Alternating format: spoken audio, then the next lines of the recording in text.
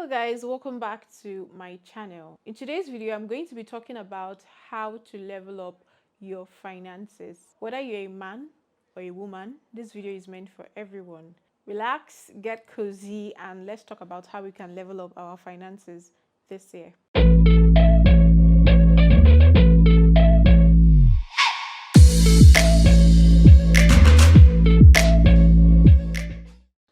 So, jumping straight into it without wasting any time, the first thing you should do is to educate yourself.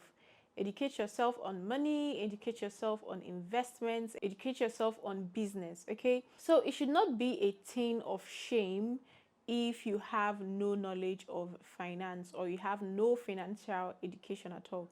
Take me, for instance, I had no financial education whatsoever at all growing up. It's less than 5 years ago I started educating myself on all things finance and trying to level up myself as an adult. Do your research. It doesn't have to be paid. There are a lot of resources on the internet now where you can get the knowledge that you're looking for. There are a lot of videos on YouTube you can watch to educate yourself on money or investments. As a matter of fact, I have a couple of videos on my channel. I'm going to be linking them in my description box, so you can go and check them out after this video, okay? Another thing is, be very careful when you're doing your research so you don't take bad advice, because despite the fact that there are a lot of financial videos and financial resources online now, it is very easy to take bad advice from people because people are churning out a lot of bad advice these days. So do your research. If possible, get a paid course instead, or get a professional to help you on your journey, whether it's paid or not paid, whichever you can afford or whichever route you want to take. Please do. Trust me, you'll be amazed at how good you would be at the end of the day. You might even be better than someone that has knowledge since they were young. So it really doesn't matter when you start. The most important thing is that you start. Now, it's one thing to have knowledge and it's one thing to implement the knowledge that you've gotten. So don't just research and not do anything. Start from the first thing that you have learned. Don't wait till you finish educating yourself or finish learning about the whole finance world. Start practicing the little things that you have learned. And that's like a huge step to a blossoming financial life. So the second thing you have to do is to free yourself from debts. And free yourself from the spirit of borrowing, okay? Borrowing is not terrible, right? It's not the most terrible thing to do. I mean, rich people are out here making money through borrowing money. But here is the difference with that type of borrowing and the type of borrowing we are talking about here. Most times, the reason why people borrow money is because they don't manage their finances, they don't have savings, they don't even have emergency funds. So when like an emergency comes up, the next thing they think of is to borrow money to take care of those things. So if you are borrowing because of these reasons, then it's bad borrowing. You're literally going to render yourself broke at the end of the day. And borrowing is quite expensive because all those interests that you're paying while paying off your debts, it's money that you would have used to do something else, or money you would have invested into something else, or money that would have just basically gone into something more important than paying back debts. So try as much as possible to stop borrowing, okay? Especially when it's for something personal, not something that would yield more money for you. If you're handling your finances well, I don't think you'll find yourself in a situation where you have to borrow to make up for things that you don't have or things that you cannot afford.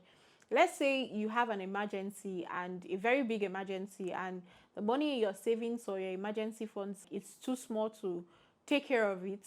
Then of course you can borrow. Because you already have good money habits, you would pay that off and you won't go back borrowing. A lot of people have become used to borrowing. They have seen it as another source of income. Try to get rid of that borrowing spirit. It's the worst thing that would happen to your finance life. It is the worst thing that will ever happen to you if you're trying to level up your finances. So the third thing to do is to create extra sources of income. If you're living off of one source of income, you're putting your money life in serious risk. Because what if something happens to that source of income? Even if you're making so much money from it. Having extra source of income is not just about the extra cash you are making. It's also about security. You'll be secured money-wise if anything should happen to that other source of income. Apart from security, it is also important to have that extra cash. I know it's not everyone that makes a lot of money from one source of income, okay? For people that do, you can have an extra source of income just for security. And for the people that don't make a lot of money from one source of income, you can have another source of income for the extra cash and also for the security. I know that having multiple streams of income can be very taxing. I have a video on my channel where I talked about how to create extra sources of income that are not too taxing. I'll also link that video in my description box so you can go and check it out later. So it could be getting a second job or monetizing your skills on the side or even starting a trade, whatever it is. Just, it's very important to have more than one source of income. So the next thing to do is to track your spending. Track your spending, budget your money, plan your money. Money can go as quickly as it comes, and you don't want that. You want to be in control of what you're spending your money on, what your money is going into. You want to have money clarity in terms of the amount that is coming in and the amount that is going out. You want to be very strict when it comes to what you're buying, what you're spending, and all of that. I'm not saying that you shouldn't get yourself nice things, right? Once in a while, treat yourself, but be very intentional with your spending and, you know, do it with some sense, okay? Don't just go all out being impulsive and buying things that you don't actually need.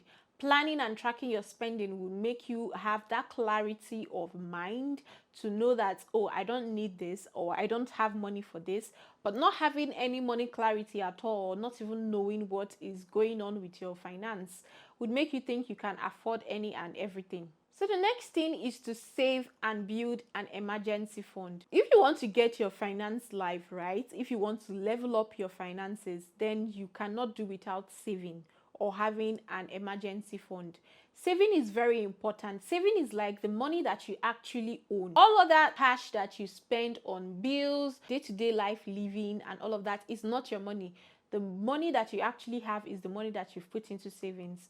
I learned something about savings from a particular guy on YouTube. If I can find the video, I would link it in my description box. He tried to compare a business making money and someone that is being paid salary, or someone that is just making, income. You know, when a business calculates their profits at the end of the month or the end of the year, they basically calculate all the money they've gotten from sales and they subtract the cost of the products and all the costs incurred while selling those products. And after subtracting it from the total sales, whatever they get is their profit. That's the same thing with individuals, okay? When you get your salary or your income for the month and you subtract all the money you need for essentials, bills, transportation, and all of that, the money that you have left is your profits, which you put into savings.